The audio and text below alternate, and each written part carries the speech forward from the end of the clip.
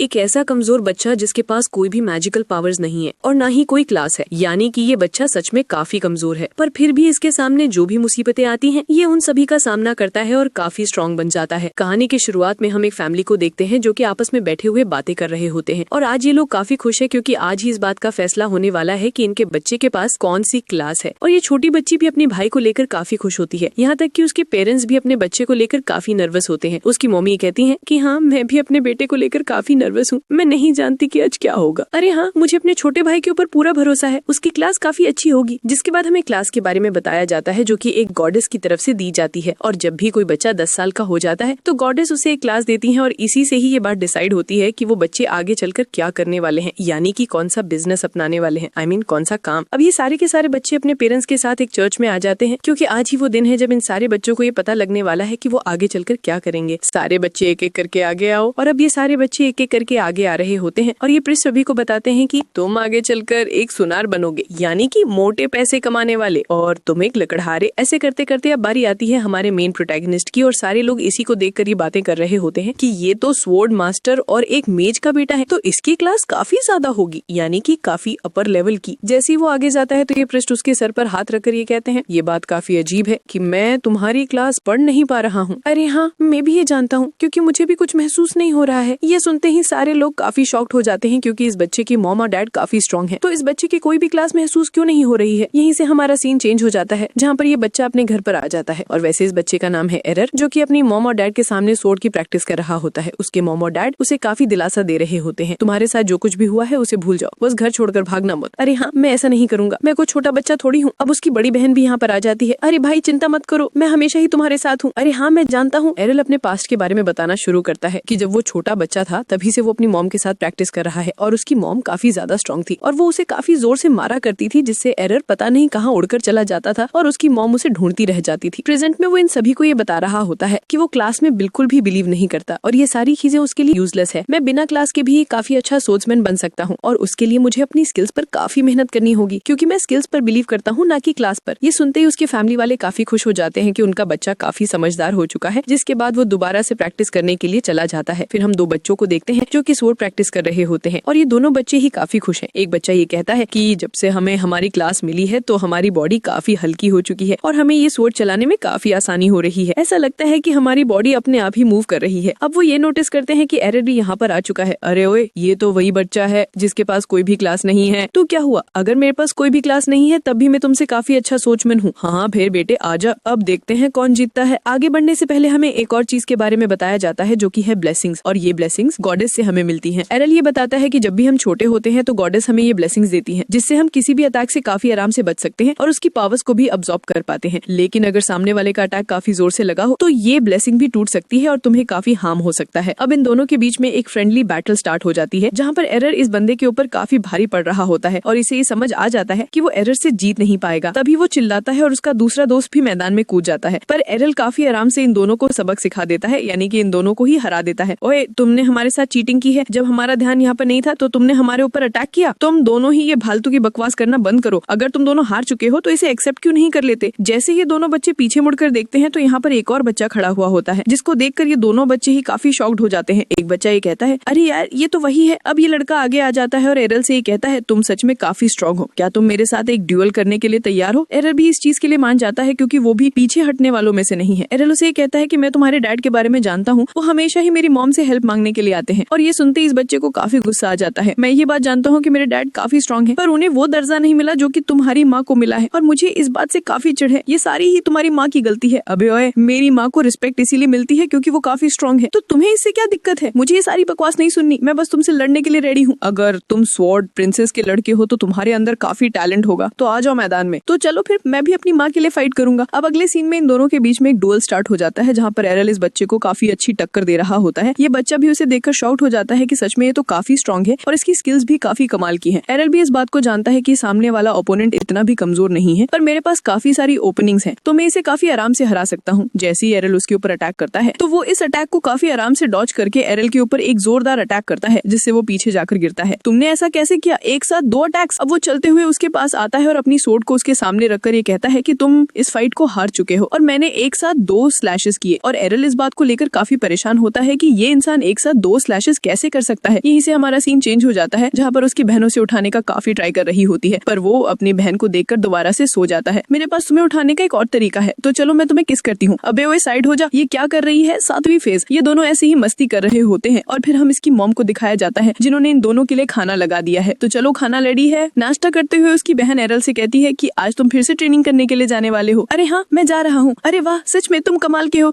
तुम्हारे पास कोई भी क्लास नहीं है, उसके बावजूद भी तुम काफी स्ट्रांग हो और काफी डेडिकेटेड भी। जैसे ही इसकी बकवास दोबारा से स्टार्ट होती है तो एरल यहाँ से निकल जाता है। उसके जाते ही उसकी बहन काफी उदास हो जाती है, तो उसकी मॉम उसे लेकर एक अलग सी जगह पर आ जाती है, जहाँ पर काफी सारी टूटी हुई स्वॉर्ड्स पड़ी हुई होती हैं। उसकी मॉम ये बताती है कि एरल रोज प्रैक्टिस करता है और एक स्वॉर्ड यहाँ पर लाकर रखता है और इन स्वॉर्ड्स की हालत काफी खराब है, यानी कि एरल काफी मेहनत कर रहा है। ये सुनते ही उसकी बहन के अंदर भी मोटिवेशन आ जाती है। फिर हम दोबारा से एरल को देखते हैं, जो कि जंगल में प्रैक्टिस कर रहा होता है, लेकिन तभी अचानक यहाँ पर हम एक गोब्लिन को नोटिस कर रहे होते हैं और वो अचानक से ही एरल पर अटैक कर देता है, पर एरल उसके ऊपर डबल स्लैश का इस्तेमाल करता है और एक ही झटके में उसे हरा देता है। जिसके बाद उसे यहाँ पर एक काफी भयानक आवाज सुनाई देती है और वो ये समझ जाता है कि पक्का उसके आसपास कोई ना कोई मॉन्स्टर है जो कि गांव की तरफ जा रहा है, और एरल भी वहाँ जाने के लिए निकल जाता है। पर तभी उसे यहाँ पर एक बच्ची की आवाज आती है और वो ये डिसाइड करता है कि पहले वो इस बच्ची की जान बचाएगा। वहाँ जाते ही एरल ये देखता है कि उसके सामने वही बच्चा है जिसके साथ उसने ड्यूल किया था और इस मॉन्स्टर ने उसकी काफी गंदी बैंड बजाई हुई है और ये उसे मारने ही वाला है। एरल ये सोचता है कि मुझे बस एक परफेक्ट टाइमिंग का इंतजार करना है ताकि मैं इसे जान से मार पाऊं। जैसे ये मॉन्स्टर इस बच्चे पर अटैक करता है तो एरल पीछे से उसके ऊपर अटैक कर देता है और उसे एक ही झटके में खत्म कर देता है। आखिरकार तुमने ये कैसे किया? और ये बोलते ही वो बच्चा बेहोश हो जाता है। एरल उसे होली वाटर ऑफर करता है, जिसे पीने के बाद वो दोबारा से सही हो जाता है और एरल के ऊपर काफी गुस्सा कर रहा होता है क्योंकि उसने इस मॉन्स्टर को मारने के लिए डबल स्लाइस टेक्निक का इस्तेमाल किया। और वो ये पूछता है कि तुमने इतनी जल्दी ये टेक्निक कहाँ से सीखी? वो बस मैंने तुम्हें इसे यूज करते हुए देखा और थोड़ी बहुत प्रैक्टिस की, जिसके बाद मुझे ये टेक्निक काफी आराम से आ गई। ये सुनते ही वो भी काफी शॉक्ड हो जाता है। तो चलो फिर, मैं तुम्हें दोबारा से हराने के लिए एकदम तैयार हूँ। तुम्हें क्या लगता है कि मैं तुमसे पहले एक बार हार चुका हूँ तो दोबारा से हार जाऊंगा? मुझे हारना बिल्कुल भी पसंद नहीं है और मैं इसके लिए बिल्कुल तैयार हूँ। फिर से इन दोनों के बीच में बैटल स्टार्ट हो जाती है, जहाँ पर एरल ट्रिपल स्लैश का इस्तेमाल करता है। ये बंदा उसे देखकर काफी शॉक्ड हो जाता है कि तुम ट्रिपल स्लैश का इस्तेमाल कैसे कर सकते हो और तुमने कहाँ से सीखा? मैं तुम्हें इसके बारे में पहले ही बता चुका हूँ कि इसे मैंने इन्वेंट किया है। पर ऐसा पॉसिबल नहीं है और एरल इसे हराने के बाद यहाँ से निकल जाता है। घर आने के बाद ये सारे एक साथ बांटकर खाना खा रहे होते हैं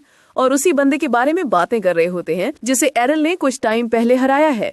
ये सारे बातें करते हैं कि वो लड़का ब्रिसिया जा रहा है, जहाँ पर एक स्वॉर्ड्समैन के लिए काफी कुछ है। अब एरल की मॉम ये बताती हैं कि मैंने भी वहाँ पर काफी लंबे टाइम तक काम किया है, वो जगह एक स्वॉर्ड्समैन के लिए काफी अच्छी है। ये सारी बातें जानने के बाद एरल भी वहाँ जाने के लिए एक्साइटेड हो जाता है।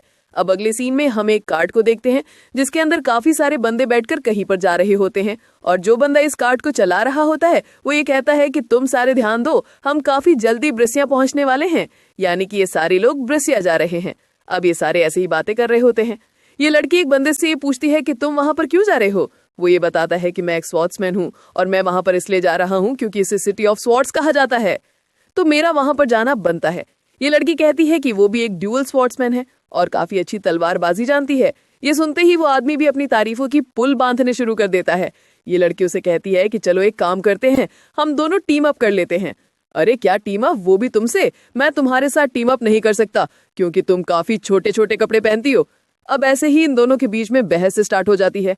ये बंदा कहता है तुम्हारी बातों से ऐसा लग रहा है कि तुम दोनों ही काफी स्ट्रांग हो, क्या तुम पहले इन्हें खत्म कर सकते हो? और जैसे ही वो सामने देखते हैं तो यहाँ पर काफी सारे ऑगर्स खड़े हुए होते हैं जो काफी झुंड में हैं और इसी कार्ट में एक लेडी होती है जो इस स्वॉर्ड्समैन से कहती है कि तुम तो एक स्वॉर्ड्समैन हो, प्लीज हमारी जान बचाओ, अभी हट यहाँ से, मैं तो यहाँ से जा रहा हूँ। जिसके बाद ये ड्यूअल स्वॉर्ड्समैन भी यहाँ से भाग जाती है और अगले पल हम ये देखते हैं कि इस कार्ट में एक और बंदा होता है जो कि जाते ही इन सारे के सारे ऑगर्स को मारना शुरू कर देता है। ये बंदा और ये लेडी इस बात को देखकर शॉक्ड हो जाते हैं कि ये छोटा सा बच्चा काफी तेजी से मूव कर रहा है, यहाँ तक कि उनकी आंखें भी इस बच्चे को फॉलो नहीं कर पा रही हैं। सच में ये बच्चा एक काफी अच्छी स्किल का इस्तेमाल कर रहा है। अब अगले पल हम ये देखते हैं कि ये सारे के सारे ऑगर्स इस बच्चे को चारों तरफ से घेर लेते हैं और ऐसे में इस स्किल का इस्तेमाल करना थोड़ा सा दिक्कत भरा हो सकता है। जिसके बाद ये बच्चा सारे के सारे ऑगर्स को काफी आराम से मारना शुरू कर देता है। ये बंदा भी उसे देखकर काफी शॉक्ड रहता है कि सच में ये काफी स्ट्रांग है। जिसके बाद वो इन सारे के सारे ऑगर्स का काम 25 कर देता है। ये बंदा उससे कहता है, अरे वाह बच्चे, तुम तो सच में काफी स्ट्रांग हो, पर तुम ब्रिसिया जाना क्यों चाहते हो? मैं वहां पर इसीलिए जाना चाहता हूँ ताकि मैं और भी ज्यादा स्ट्रांग बन पाऊँ। ये सुनते ही सारे बंदे शॉक्ड हो जाते हैं क्योंकि बच्चा ऑलरेडी ही काफी स्ट्रांग है और ये कोई और नहीं बल्कि एरल है। फिर हमें 5 साल पहले का सीन दिखाया जाता है जहां पर एरर अपनी मॉम के सामने स्वॉर्ड प्रैक्टिस कर रहा होता है और वो ये देखकर काफी हैरान हो रही होती है कि ये छोटा से बच्चा ड्यूल स्लैश का इस्तेमाल कर सकता है और फिर भी इसके पास कोई भी स्किल नहीं है। ये सोचकर वो काफी ज्यादा इमोशनल हो जाती हैं। एरर अपनी मॉम से ये कहता है कि वो उनसे सारी की सारी स्वॉर्ड स्किल सीखना चाहता है इससे पहले वो ब्रिसिया जाए और ये सुनकर वो काफी ज्यादा खुश हो जाती हैं क्या सच में, और उसे सिखाने के लिए मान जाती हैं। यानी कि एरल प्रेजेंट में जिन स्किल्स का इस्तेमाल कर रहा है वो उसे उसकी मॉम ने सिखाई हैं। जिसके बाद ये ब्रिसिया पहुंच जाते हैं यानी कि द सिटी ऑफ स्वॉर्ड्स। यहाँ पर काफी सारे स्वॉर्ड्समैन होते हैं और एरर उन सभी को देखकर काफी हैरान हो रहा होता है। यहाँ तक कि वो इस बंदे के बारे में भी पता लगा लेता है कि ये बंदा भी एक स्वॉर्ड्समैन है और वो ये कहता है कि शायद मैं पकड़ा गया। ऐसे ही इन दोनों की बातें चलती रहती हैं जिसके बाद ये बंदा यहाँ से चला जाता है। अब अगले सीन में हम ये देखते हैं कि यहाँ पर काफी सारे गिल्ड्स हैं जो कि सभी को अपनी तरफ बुला रहे हैं ताकि वो उनकी गिल्ड में शामिल हो पाए, पर एरर नाक की सीध में एकदम सीधा जा रहा होता है। पर जैसे एक लड़की उसे पकड़ाने वाली होती है तो एरल उसे बच जाता है। वो लड़की उसे ये पूछती है कि तुम यहाँ पर क्या कर रहे हो, मैंने तुम्हें यहाँ पर पहली बार देखा है। अरे हाँ, मैं यहाँ पर पहली बार आया हूँ और मैं किसी गिल्ड को ढूंढ रहा हूँ। ये सुनते ही वो लड़की काफी खुश हो जाती है और एरल को अपनी गिल्ड में शामिल करने के लिए अलग अलग तरह के पैतरे आजमा रही होती है, पर एरल उसे साफ मना कर देता है कि मैं किसी ऐसे गिल्ड को ज्वाइन नहीं कर सकता जो काफी कमजोर हो। वैसे अगर तुम हमारे गिल्ड को ज्वाइन करते हो तो तुम मेरे साथ डेट पर भी जा सकते हो, चल बे साइडो। और ये सुनते ही वो काफी शॉक्ड हो जाती है और उसे 440 वॉट का झटका लगता है। एरल यहाँ से निकलने का ट्राई कर रहा होता है पर ये लड़की उसका पीछा नहीं छोड़ती। अब एरल उससे ये पूछता है, क्या तुम मुझे ये बता सकती हो कि यहाँ पर सबसे स्ट्रॉन्ग गिल्ड कौन सा है? मेरे ख्याल से उसका नाम है ब्लैक स्वॉर्ड, जिसके अंदर काफी खतरनाक मेंबर्स हैं। ये सुनते ही एरर उस गिल्ड को ज्वाइन करने के लिए यहाँ पर आ जाता है। वो ये देखता है कि यहाँ पर काफी लंबी लाइन लगी हुई है, यानी कि ये सारे के सारे बंदे उसी गिल्ड को ज्वाइन करने के लिए यहाँ पर आए हुए हैं। अब एरल की बारी आ जाती है। ये बंदा उसे पूछता है, बताओ बच्चे तुम्हारी क्लास कौन सी है? मेरे पास कोई भी क्लास नहीं है। तो तुम इस गिल्ड को ज्वाइन नहीं कर सकते, यहाँ पर बस वही स्वॉर्ड्समैन आते हैं जो काफी स्ट्रांग होते हैं, तो तुम यहाँ से जा सकते हो। ऐसे ही वो अलग अलग गिल्ड्स में जाता है पर सारे के सारे गिल्ड्स उसे लेने से मना कर देते हैं क्योंकि उसके पास कोई भी स्किल नहीं है। वो बैठे हुए ये सोचता है कि लगता है मुझे अपनी मॉम के ही लेटर का इस्तेमाल करना होगा, पर तभी वो लड़की दोबारा से यहाँ पर आ जाती है और एरल से ही कहती है कि अब तुम हमारे गिल्ड में शामिल होने के लिए तैयार हो? अरे यार, तुम तो पीछे ही पड़ गई, एक नंबर की चिपकू हो। वो उसे मनाने का काफी ट्राई कर रही होती है कि एरल किसी भी तरीके से उसके गिल्ड में शामिल हो जाए, यहाँ तक कि वो उसके सामने सर को भी झुका लेती है, पर एरल यहाँ से गायब हो जाता है। वो फाइनली इस गिल्ड को ढूंढते ढूंढते यहाँ तक पहुंच जाता है। वो लड़की दोबारा से उसके सामने आ जाती है और उसे ये बताती है कि ये वही गिल्ड है जिसके बारे में वो बातें कर रही थी। एरल ये सुनते ही काफी हैरान हो जाता है और उसके पास कोई दूसरा ऑप्शन नहीं है तो वो उसकी बातें मान लेता है। अब ये लड़की उसे लेकर गिल्ड में आ जाती है जहाँ पर हम एक बंदे को देखते हैं जो कि बाटली पी रहा होता है और ये इस लड़की के डैड हैं। तुम ये किसे लेकर यहाँ पर आ गई हो? इसे लेकर यहाँ से चले जाओ। और ये बोलते ही वो यहाँ से चले जाते हैं। इन दोनों की बातों से एक और चीज क्लियर हो जाती है कि ये बंदा ही ड्यूल स्वॉर्ड्स किंग है। अब एरल सारी की सारी फॉर्मेलिटीज को पूरा कर देता है, यानी कि अब वो इस गिल्ड का मेंबर बन चुका है। पर जैसे ये लड़की उसके फॉर्म को देखती है तो यहाँ पर कोई भी क्लास मेंशन नहीं होती और वो ये पूछती है कि तुमने अपनी क्लास यहाँ पर क्यों नहीं लिखी? क्योंकि मैं क्लासलेस हूँ। ओह सच में? इसे अभी भी एरल के ऊपर यकीन नहीं आता कि ये बंदा क्लासलेस है और जैसे ही वो अपना आधार कार्ड दिखाता है जिसके ऊपर ये साफ साफ मेंशन होता है कि ये बंदा क्लासलेस है, तो इस लड़की को काफी गुस्सा आ जाता है और वो एक स्वॉर्ड को बाहर निकाल लेती है। मैं तुम्हारा सर तुम्हारे धड़ से अलग कर दूंगी। मैं तुम्हारे पीछे बार बार घूम रही थी ताकि तुम हमारे गिल्ड को ज्वाइन कर लो, पर तुम तो क्लासलेस हो। और ये उसके ऊपर काफी गुस्सा कर रही होती है और तभी यहाँ पर एक और लड़की आ जाती है और ये उसे देखते ही गले से लगा लेती है, पर ये लड़की एरल को देखकर उसे पहचान जाती है। वो ये कहती है, क्या ये तुम हो? अरे कौन तुम? ये लड़की उसे बताती है कि 5 साल पहले वो और एरल एक साथ प्रैक्टिस किया करते थे और एरल ही सुनने के बाद थोड़ा सा हैरान हो जाता है। क्या 5 साल पहले? वैसे 5 साल पहले मैंने एक लड़की के साथ ट्रेनिंग की थी जिसके बालों का कलर कुछ ऐसा ही था, पर तुम तो एक लड़की हो। अरे हाँ, मैं एक लड़की हूँ और मैंने अपने बालों को थोड़ा सा बढ़ा लिया है। अरे हाँ, देखकर लगता तो है कि बालों के साथ काफी कुछ बढ़ चुका है। ये सुनते ही वो थोड़ा सा ब्लश करती है और एरल को दोबारा से डुअल के लिए चैलेंज कर देती है। अब ये दोनों एक दूसरे के आमने सामने खड़े होते हैं और इन दोनों के बीच में फाइट स्टार्ट हो जाती है और जैसे ही लड़की एरल पर दोबारा से डुअल स्लैश करती है तो एरल को ऐसा लगता है कि ये वही पुराना अटैक है जिसे वो काफी आराम से रोक सकता है और जैसे ही वो इसे डॉज करता है तो इसके अंदर से 2 एक्स्ट्रा स्लैश बाहर निकलते हैं और एरल को लग जाते हैं। सच में ये कुछ नया था। वो एरल को अपनी स्वॉर्ड दिखाती है जो सच में काफी हैवी है। वो ये बताती है कि वो इसी स्वॉर्ड से प्रैक्टिस करती है और तुम इस स्वॉर्ड को उठा नहीं पाओगे। एरर उसकी सारी बातों को काफी गौर से सुनता है। ओह अच्छा, तो ये बात है, तो तुमने मुझे अपनी ताकत दिखा दी है, अब मेरी बारी है। ये सुनते ही वो दोबारा से एरर पर अटैक करती है, पर वो उसके सामने से गायब हो जाता है और अचानक से उसके पीछे आकर उसके ऊपर अटैक कर देता है। ये देखकर वो काफी हैरान हो जाती है कि तुमने ये कैसे किया।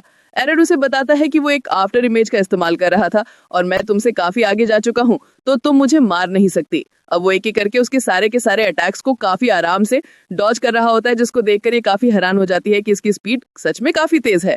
एरल भी उसके ऊपर एक के बाद एक अटैक्स कर रहा होता है। पर ये लड़की टस से मस नहीं होती और फाइट करते हुए ये अपने बारे में बताती है और इसका नाम है रेनर। वो ये नोटिस करता है कि डिवाइन प्रोटेक्शन है वो काफी ज्यादा सॉलिड है और वो इसके ऊपर एक जोरदार अटैक करता है, जिससे रेनर एक ही झटके में हार जाती है। लिलिया भी उसकी हेल्प करने के लिए यहाँ पर आ गई थी।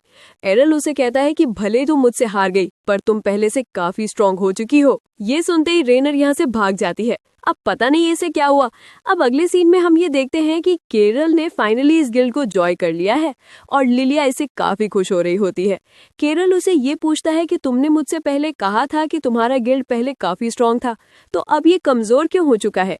लिलिया उसे बताती है कि उनके गिल्ड के ऊपर काफी ज्यादा कर्जा है, यहाँ तक कि वो ये भी कहती है कि हम इसे काफी आराम से उतार सकते हैं, क्योंकि आज से कुछ दिनों के बाद यहाँ पर एक मैच होने वाला है और अगर हम तीनों ने मिलकर ब्लैक स्वॉर्ड के 5 मेंबर्स को हरा दिया तो हमारा सारा का सारा कर्जा माफ हो जाएगा और हम उसे काफी आराम से उतार सकते हैं। तुम इसके बारे में चिंता मत करो, हम उन्हें काफी आसानी से हरा देंगे। शायद तुम नहीं जानते, वो लोग हमसे काफी स्ट्रांग हैं। अरे यार तुम टेंशन मत लो, मैं ऐसे लोगों से फाइट करना चाहता हूँ जो मुझसे काफी स्ट्रांग हो, ताकि मैं और भी ज्यादा स्ट्रांग बन पाऊँ। ये अंकल भी चुपके से इनकी सारी बातें सुन रहे होते हैं और यहाँ से कल्टी मार लेते हैं। अब एरल इस बात को सोचकर काफी खुश हो रहा होता है कि आखिरकार वो उसी गिल्ड में है जिसमें पहले उसकी माँ थी। इस तरफ लिलिया और रेनर बातें कर रहे होते हैं, तभी एरल यहाँ पर आ जाता है और वो इन दोनों को गुड मॉर्निंग विश करता है और साथ में ये बताता है कि कल रात उसे काफी अच्छे से नींद आई थी और वो एक बच्चे की तरह सो गया। लिलिया उन सभी को ये बताती है कि उनके गिल्ड में 3 मेंबर्स हो चुके हैं, यानी कि वो आगे आने वाले कंपटीशन में पार्टिसिपेट कर सकते हैं और इसके लिए वो काफी खुश होती है।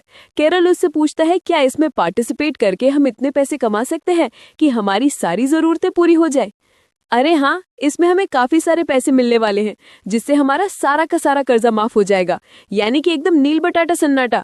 रेनर को इस बात की चिंता हो रही होती है कि कहीं उनका सामना ए रैंक के एडवेंचरर्स से ना हो जाए, पर लिलिया उसे समझाती है कि वहां पर ए रैंक के एडवेंचरर्स काफी कम हैं और ज्यादातर बी रैंक के हैं और हमारे पास भी 2 बी रैंक के एडवेंचरर्स हैं, तो हम उनका सामना काफी आराम से कर सकते हैं। ये सारी बातें बोलने के बाद वो यहाँ से चली जाती है।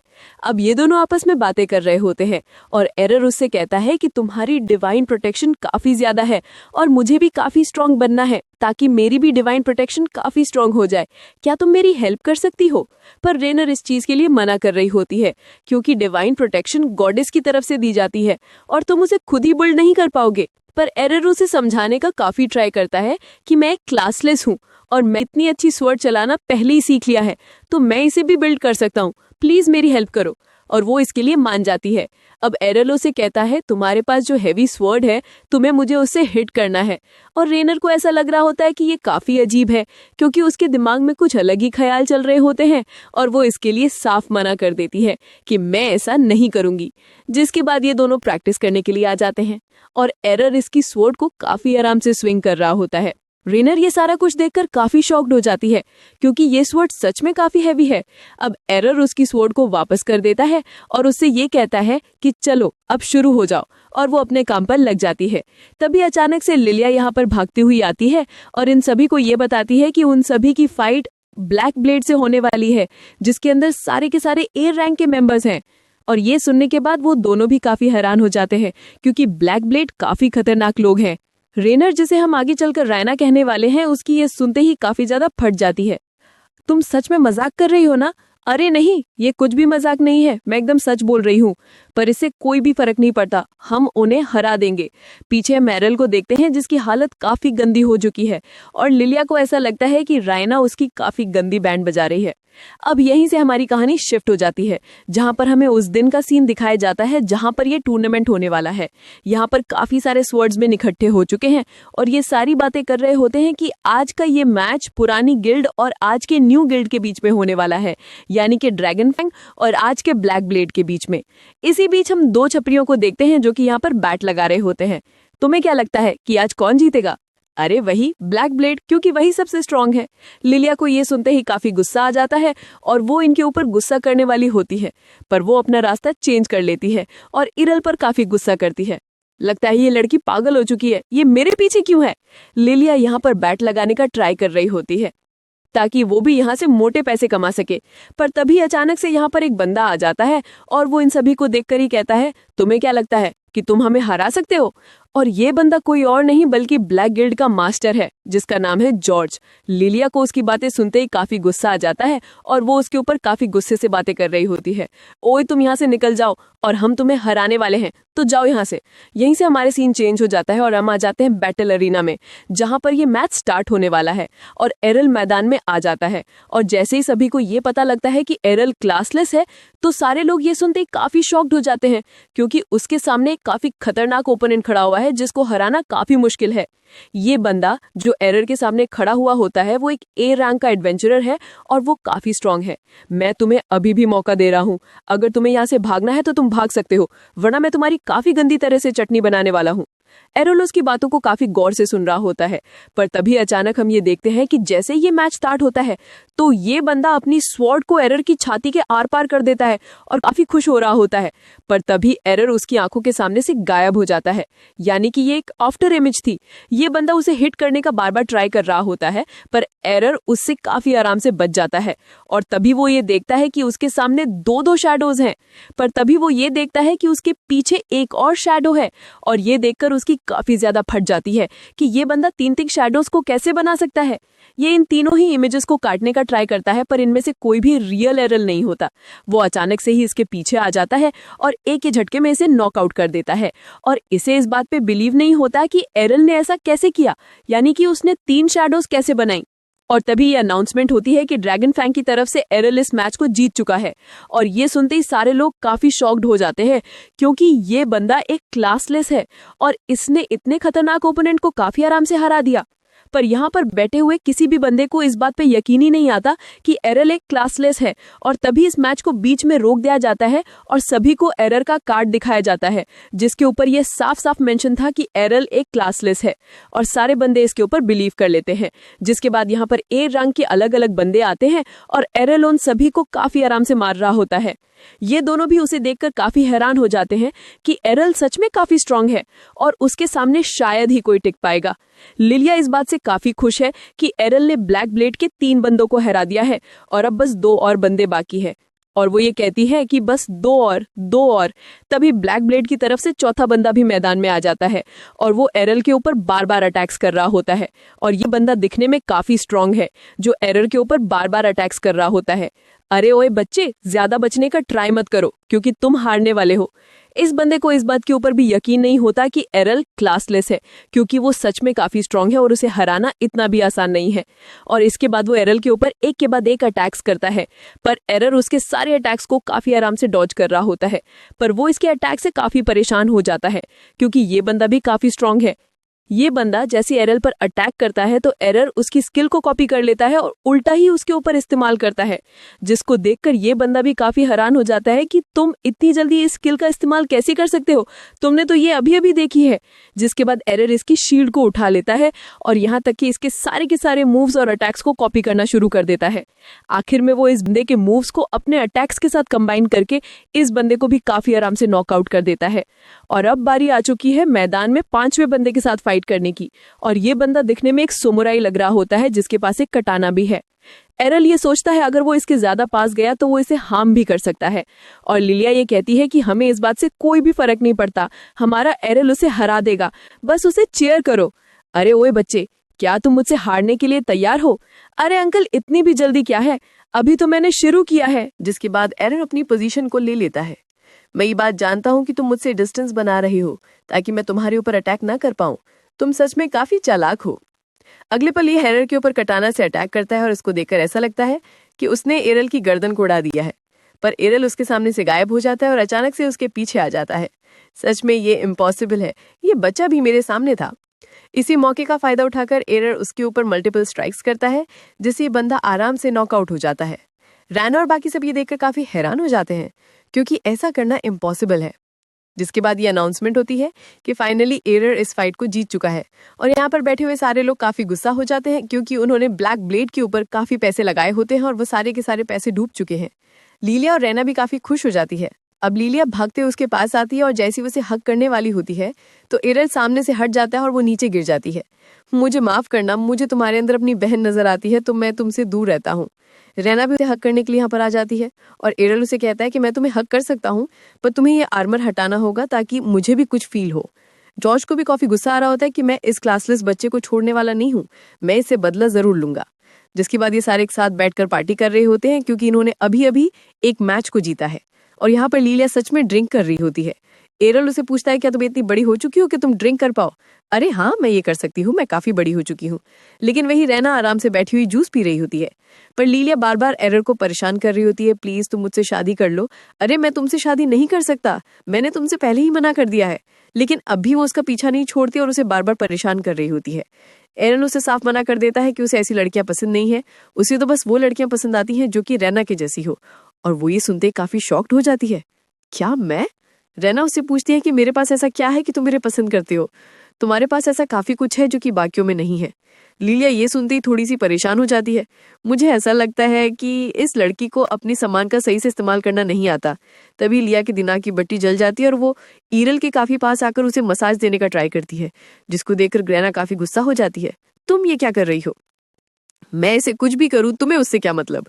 वैसे मुझे तुमसे मसाज नहीं चाहिए, इससे अच्छा तो ये होगा कि मैं रैना से मसाज ले लूं। अब अगले सीन में हम रैना को काफी बुरे तरीके से मारती हुई देखते हैं, जो इसे काफी बुरे तरीके से मार रही होती है। जिसके बाद लिलिया अपने डैड को लेकर यहाँ पर आ जाती है और वो ये कहते हैं कि मुझे ये बात पहले से ही पता थी कि तुम हार जाओगे। पर लिलिया उन्हें बताती है कि वो सारे जीत चुके हैं, वो भी ब्लैक ब्लेड से। और वो ये सुनकर काफी हैरान हो जाते हैं। मुझे इस बात पर बिलीव नहीं हो रहा है कि तुमने ब्लैक ब्लेड्स को हरा दिया।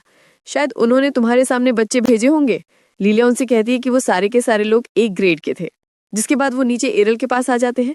लीलिया ने बताती है कि वो सारे काफी जल्दी अपने गिल्ड को वापस ले सकते हैं, क्योंकि एरल उनके साथ है। पर वो ये कहते हैं कि तुम कुछ ज्यादा ही सोच रहे हो। एरल को काफी जल्दी बड़े बड़े गिल्ड से ऑफर आने वाले हैं और मुझे जहां तक लगता है ये उनके साथ चला जाएगा। वैसे मैं आपकी तरह नहीं हूँ जो कि अपने गिल्ड को छोड़कर यहाँ से चला जाएगा, और वैसे भी आपको इस बात से कोई भी फर्क नहीं पड़ता कि आपके गिल्ड के साथ क्या हो रहा है। जिससे वो काफी गुस्से में आ जाते हैं और एरल को पकड़ लेते हैं। आखिरकार तुम मेरे बारे में जानते ही क्या हो? तुम ये सारा कुछ नहीं जानते कि मैंने क्या क्या सहा है। मैं बस आपसे यही चाहता हूँ कि आप मुझे वो सारा कुछ बताएं और दोबारा से अपने गिल्ड में वापस आ जाएं और सही से काम करें। लीलिया के डैड काफी गुस्से में यहाँ से चले जाते हैं और लीलिया एरल से कहती है, मुझे तुम्हारे ऊपर काफी प्राउड है और मुझे ऐसा लगता है तुम्हारी बातें मेरे डैड के दिल में घर कर जाएंगी। वैसे मुझे भी ऐसा ही लगता है और मुझे अभी इस इंसान से काफी कुछ सीखना है। अब लीलिया उसे कहती है कि अगर तुम अपनी स्किल को और भी ज्यादा इम्प्रूव करना चाहते हो तो तुम्हें डंजन में जाना चाहिए। वो ये कहता है ये डंजन क्या होती है, और लीलिया उसे समझाती है कि वहां पर काफी सारे मॉन्स्टर्स हो सकते हैं जो कि तुमसे काफी स्ट्रांग होंगे, और जब तुम उनका सामना करोगे तो तुम पहले से काफी स्ट्रांग बन जाओगे। और वो इस चीज के लिए मान जाता है।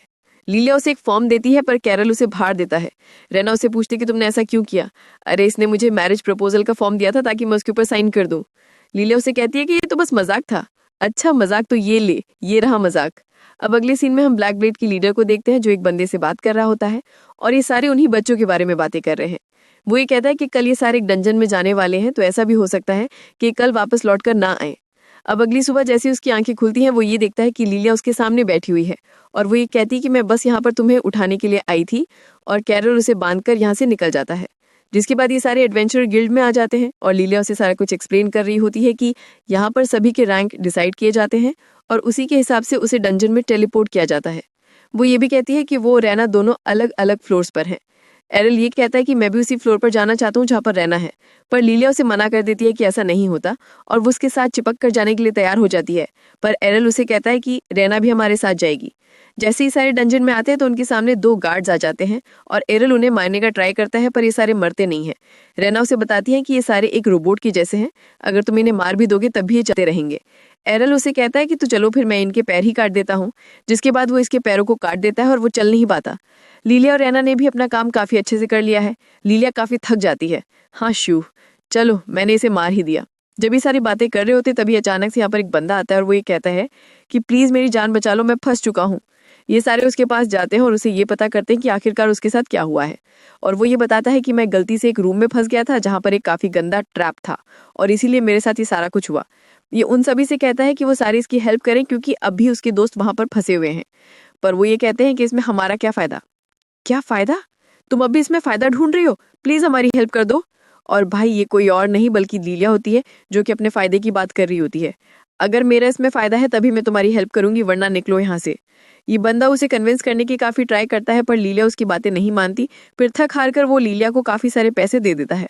पर कैरल को ऐसा लगता है कि ये बंदा झूठ बोल रहा है और दाल में पका कुछ ना कुछ तो काला है। इस बंदे को चलते हुए देख एरल ये सोचता है अगर इतना मेरा ब्लड गिरा होता तो शायद से मैं भी सही से चल नहीं पाता, पर ये तो काफी अच्छे से मूव कर रहा है। ये सारे उसकी हेल्प करने के लिए मान जाते हैं और उसका पीछा करते करते यहाँ तक आ जाते हैं। अब ये बंदा इस गेट को ओपन करता है जहाँ पर एक सिक्का पड़ा हुआ होता है और साथ ही साथ काफी सारा ब्लड भी। वो ये पूछते हैं तुम्हारे दोस्त कहाँ पर हैं? जैसे ही लीलिया सिक्के को उठाती है तो ये सारे टेलीपोर्ट होने शुरू हो जाते हैं। ये बंदा काफी ईविल स्माइल करता है। ये सारी हमारी एक चाल थी और तुम इसके अंदर फंस चुके हो। पर इस जगह पर एक काफी बड़ी गड़बड़ हो जाती है कि ये बंदा भी उन्हीं के साथ टेलीपोर्ट हो जाता है। जैसे ही सारे टेलीपोर्ट होकर यहाँ पर आते हैं तो वो ये देखकर काफी शॉक्ड हो जाते हैं कि ये जगह उन सभी के लिए काफी न्यू है और लीलिया ने भी आज से पहले ऐसी जगह कभी भी नहीं देखी, ना ही रैना ने। लीलिया इस बंदे के ऊपर बरसना शुरू हो जाती है और वो भी काफी पागलों की तरह बैठा होता है। पर तभी अचानक से हम ये देखते हैं कि इन सभी के सामने एक अजीब सी चीज अपीयर हो जाती है और ये काफी हाई लेवल का स्वॉर्ड गॉड है। जैसे ये बंदा स्लैश करता है तो ये सारे नीचे झुक जाते हैं, पर इससे दीवार भी कट जाती है। यानी कि ये स्वॉर्ड गॉड काफी खतरनाक है जो कि किसी को भी काफी आराम से मार सकता है। एरर उसे देखकर ये सोचता है कि चलो इससे फाइट करने में काफी मजा आने वाला है और वो इसके साथ भिड़ जाता है और उसे बराबर की टक्कर दे रहा होता है। पर तभी हम ये देखते हैं कि ये स्वॉर्ड गॉड एक ऐसी टेक्निक का इस्तेमाल करता है जिससे यहाँ पर खड़े हुए सारे के सारे लोग जमीन पर बैठ जाते हैं। पर एरल अब भी उसके सामने टस से मस नहीं होता और वो ज्यों का त्यों खड़ा होता है। फिर हमें एरल का एक पास दिखाया जाता है जहाँ पर वो अपनी मॉम के साथ इसी टेक्निक की प्रैक्टिस कर रहा होता है और उसकी मॉम उसे काफी हार्ड ट्रेनिंग दे रही होती है और वो ये बताती है कि ये एक ऐसी स्किल है जिससे तुम अपने ओपोनेंट को फ्रीज कर सकते हो, पर तुम्हें फ्रीज नहीं होना है और तुम्हें ये हिम्मत रखनी है कि तुम्हें खड़े रहना है। कहानी दोबारा से प्रेजेंट में आती है जहां पर एरर इस स्वॉर्ड गॉड के ऊपर एक काफी जोरदार अटैक करता है और इसे एक ही झटके में खत्म कर देता है। ये सारे इस चीज को देखकर काफी शॉक्ड हो जाते हैं कि एरल ने ये कैसे किया। वो बंदा ये सोचता है कि आखिरकार ये इंसान कौन है। एरर उन सभी से कहता है कि मेरे लिए सारा कुछ करना काफी आसान था और वैसे भी मैं तुम्हें ये बताना भूल गया कि मेरी मॉम ही स्वॉर्ड प्रिंसेस है। ये सुनते ही वो सारे लोग काफी शॉक्ड हो जाते हैं। वैसे मुझे ज्यादा शॉक करना पसंद नहीं है तो इसीलिए मैंने तुम्हें ये नहीं बताया था।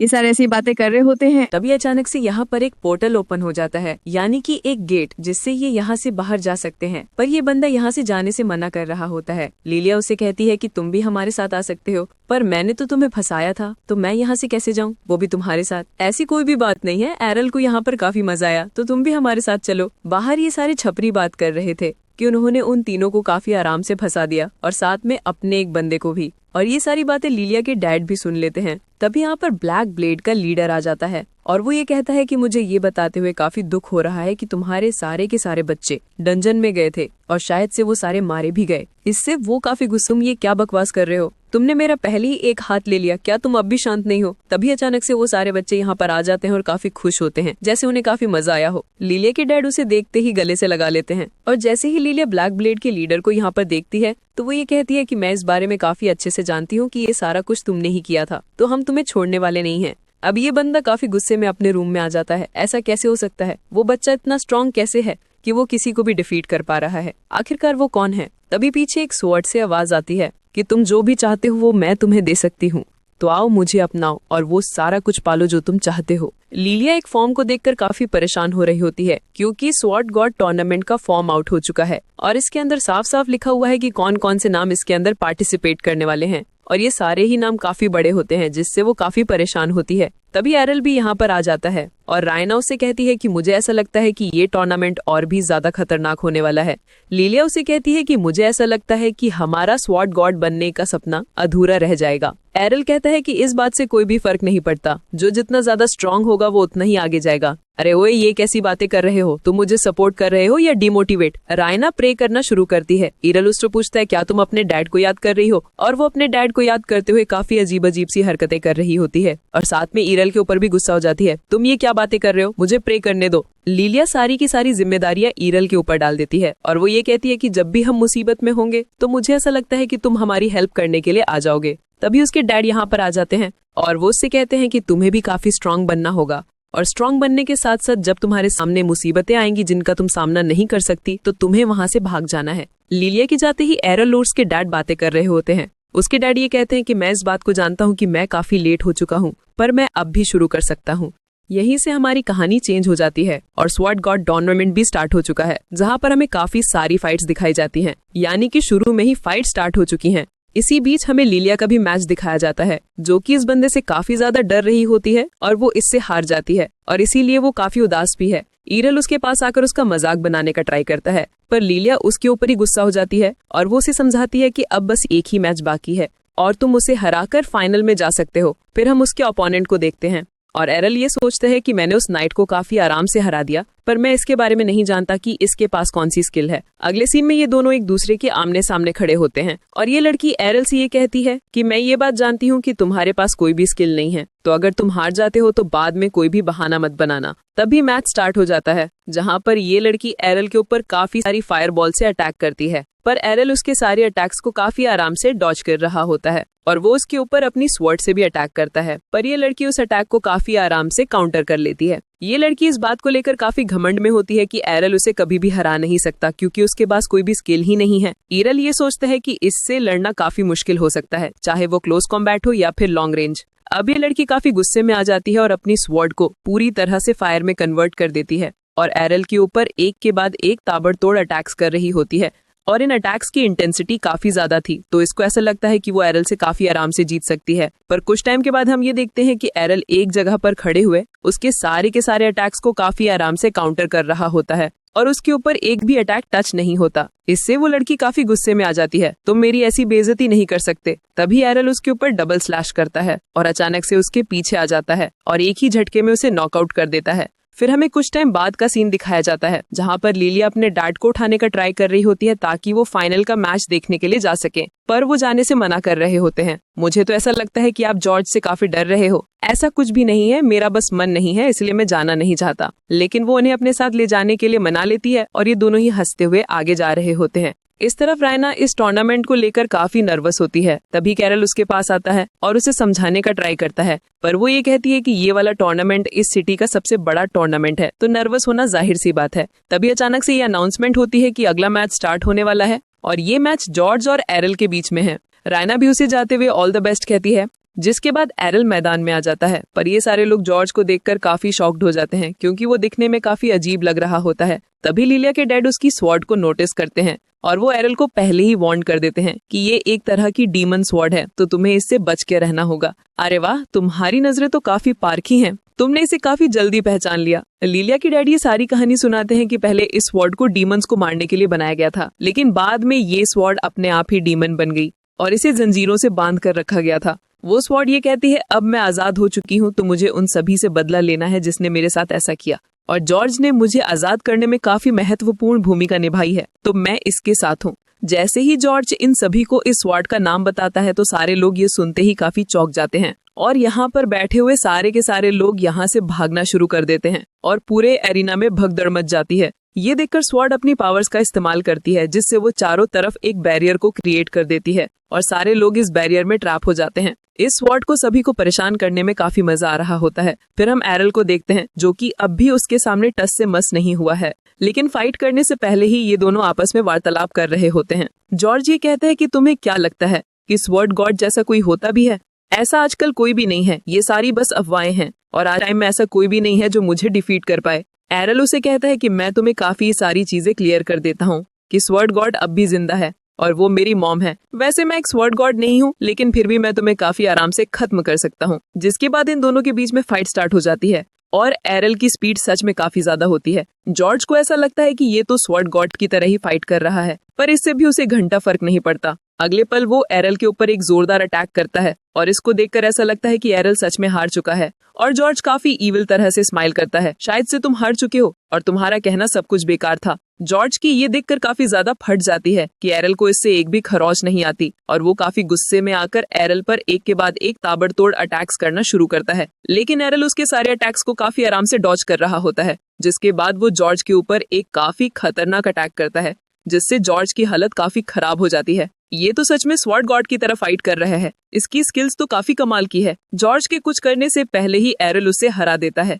यहाँ पर खड़े हुए सारे लोग एरल को चीयर अप कर रहे होते हैं कि उसने काफी आसानी से इस डीमन को हरा दिया। पर अब भी ये स्वॉर्ड हार नहीं मानती और वो इस स्टेडियम में किसी ऐसे को ढूंढ रही होती है जो कि इसकी पावर्स का सही से इस्तेमाल कर पाए, और उसे वो इंसान मिल जाता है जो है लिलिया की डैड। अब ये स्वॉर्ड रायना के ऊपर अटैक कर देती है और जैसे ही एरल उसे बचाने के लिए सामने आता है तो ये स्वॉर्ड लिलिया के डैड को अपने कब्जे में कर लेती है। एरल ये समझ जाता है कि इंसान को हराने से कुछ भी नहीं होगा, उसे स्वॉर्ड को ही डिस्ट्रॉय करना होगा। अब ये स्वॉर्ड एरल से फाइट करने के लिए रेडी हो जाती है और वो ये कहती है, अगर तुम मेरे पास आए तो मैं तुम्हारी वाइफ को जॉन से मार दूंगी। अबे ओए, ये उसकी वाइफ नहीं है। मुझे तो ऐसा लगता है कि ये स्वॉर्ड भी घन चक्कर है। अब इस स्वॉर्ड के पास लिलिया की डैड की मेमोरीज होती हैं। तो उसे ऐसा लग रहा होता है कि लिलिया उस वाइफ है।